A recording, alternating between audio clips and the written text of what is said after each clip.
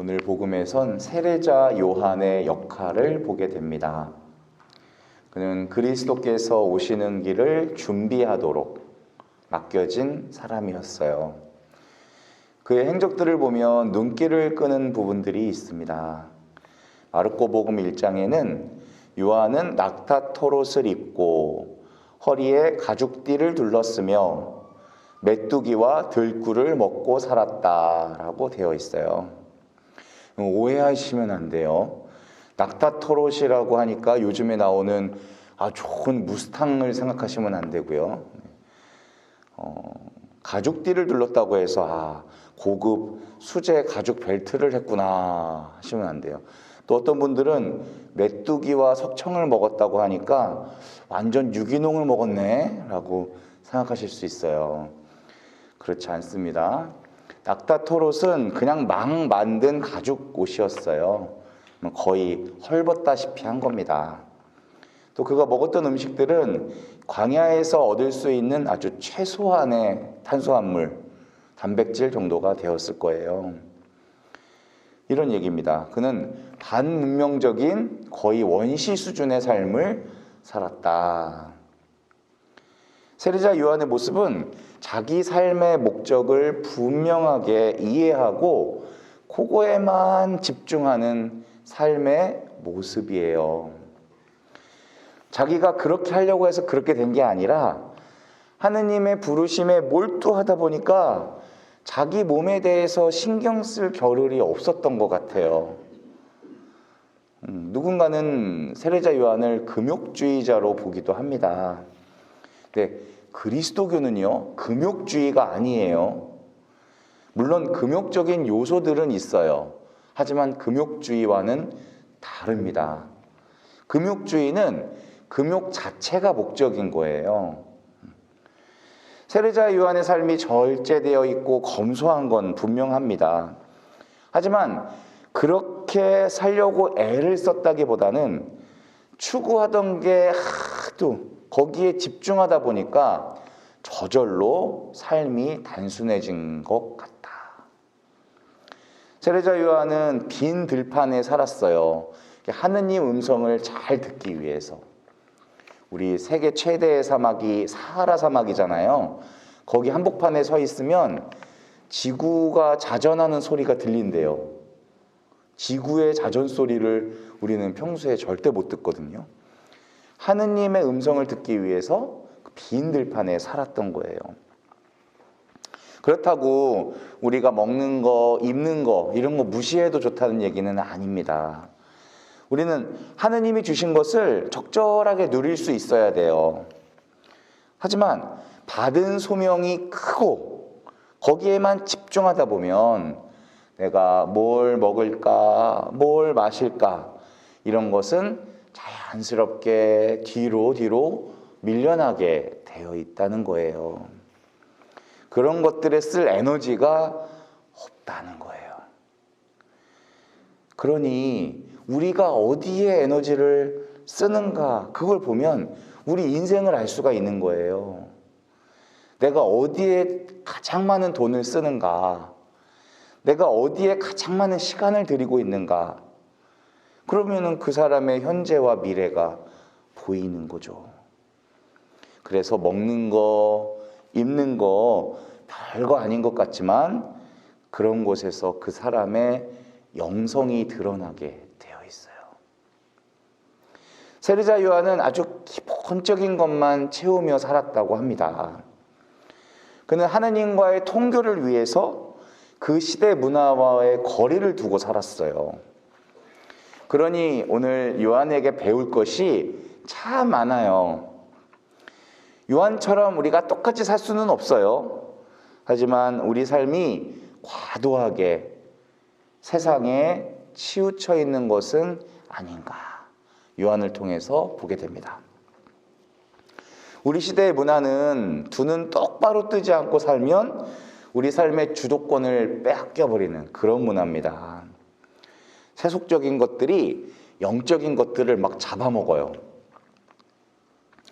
우리 사회는 더 많이 소유하라고 우리를 다그칩니다. 선악과처럼 이쁘고 맛있게 생겼고 저걸 먹으면 내가 똑똑해질 것 같이 정말 탐스럽게 생긴 것들이 오늘 우리 주변엔 너무 많아요. 그래서 그런 것에 애착을 갖다 보면 집착하게 되고 집착하다 보면 어느새 중독이 되어 있어요. 원래 우리는 아주 소박한 것으로도 행복할 수 있는 존재였거든요. 근데 언젠가부터 우리 욕망에 불이 막 붙으면서 아무리 소유해도 우리는 행복해지기가 어려워졌어요. 세례자 요한은 그래서 빈 들판에 살아갑니다. 그곳은 영적인 집중력을 발휘할 수 있는 곳이에요.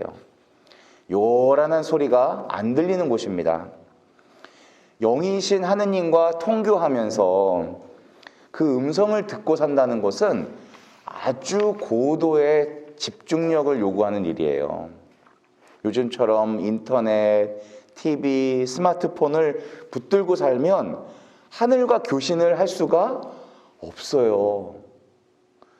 그래서 소비주의 시대에는 아무리 내가 돈을 많이 가져도 부족하게 되어 있습니다. 돈만 드는 게 아니에요. 시간도 엄청 쏟아부어야 돼요. 그래서 사람은 가졌다고 해서 만족하는 존재가 아니다라는 것을 알아야 돼요. 에덴 동산에서 아담은 최상의 환경에 살았잖아요. 부족함이 하나도 없었어요. 그런데도 만족을 못하고 선악과를 따먹잖아요. 우리가 정말 필요한 것과 우리가 욕망하는 것은 다르다는 거예요. 그래서 내가 뭘 추구해야 되는지, 내 삶의 목적이 뭔지를 자꾸 묻다 보면은 내 삶이 저절로 단순해지게 되어 있어요.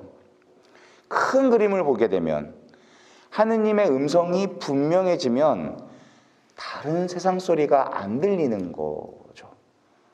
반대로 세상 소리에 먼저 귀를 기울이면 하느님의 음성이 안 들려요.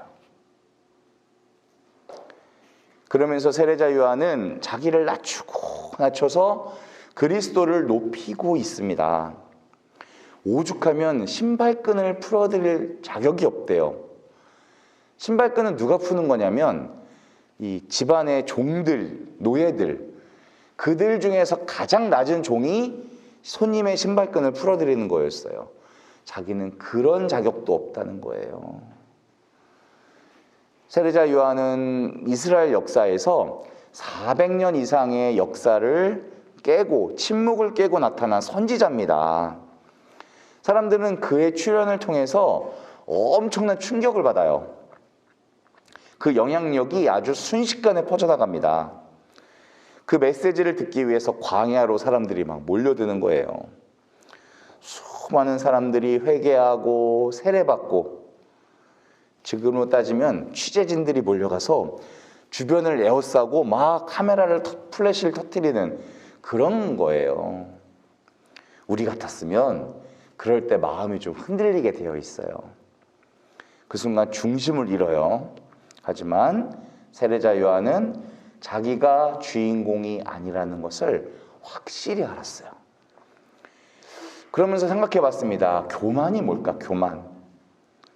교만은 자기 위치를 벗어나는 일이구나. 자기 위치를 왜 벗어나냐? 내가 누군지 모르니까. 내 자신을 안다는 게 너무 어려운 일이니까 우리는 교만한 상태로 살아가고 있구나. 이렇게 보면 우리 인생이라는 건 내가 맡아야 할 배역이 있는데 그 배역을 찾아내지 못하고 그냥 방황하는 삶이로구나. 내가 어디서 어떤 역할을 해야 되는지도 알지 못하고 일평생 살아가는 거. 세례자 요한은 자기 배역에 아주 만족하고 있어요. 자기가 그리스도와는 비교조차 되지 않는 존재라는 것을 알고 있었어요. 그분은 빛 자체이시고 나는 그 빛을 반사하는 거울과 같은 존재구나. 그 빛이 없으면 내 존재도 없어지고 말겠지? 라고 생각한 거예요. 그래서 우리 신앙인들은 그리스도 안에서 우리 존재 가치가 있는 거예요. 그분을 위해 존재하면 우리 가치가 극대화되는 거예요. 내가 아무리 대단해도 분명한 거는 그분의 반사체다. 그것을 위해서 난 존재한다. 반대로 하느님 일 하다가 우리가 무시를 당할 때가 있어요. 그때는 또 내가 한 일에 대해서 보상도 못 받고 칭찬도 못 받아, 인정도 못 받아. 이럴 땐 시험에 들면 안 됩니다. 왜냐하면 어차피 내 자신이 목적이 아니기 때문에 그래요. 그래서 우리는 인생을 많이 낭비했어요. 초점 없이 끌리는 대로 사니까 목표가 명확하지 않았어요. 내 자신을 찾지 못하고 방황하니까 죄의 종살이를 하게 되는 거예요. 지은 죄를 뒤치다꺼리 하느라고 시간을 또 허비합니다. 하지만 주님이 주시는 성령의 세례, 오늘 복음에 나오는 이 세례는 내적인 확신의 세례예요. 그분을 진짜 만나면 새로운 차원의 삶이 시작된다. 삶의 의미가 분명해져요. 지금 내가 어떤 모습으로 살아야 되는지, 그보다 내가 지금 왜 살고 있는지를 분명히 알게 되고, 내가 나를 부르신 그 부르심에 합당한 삶을 살게 됩니다. 대림 3주일은 기쁨의 주일입니다. 우리가 기쁘려면 내가 누군지를 알아야 되고, 내가 지금 여기서 뭘 해야 되는지를 알아야 돼요. 우리에게 맡겨진 소명이 있습니다. 어르신들이 이 삶을 통해서 잘 마무리하고 정리해 나가야 될 몫이 있으세요. 그것을 깨닫고 정말 마음속에서 기쁨이 이렇게 올라올 수 있는 한 주가 되시기를 바랍니다. 아멘.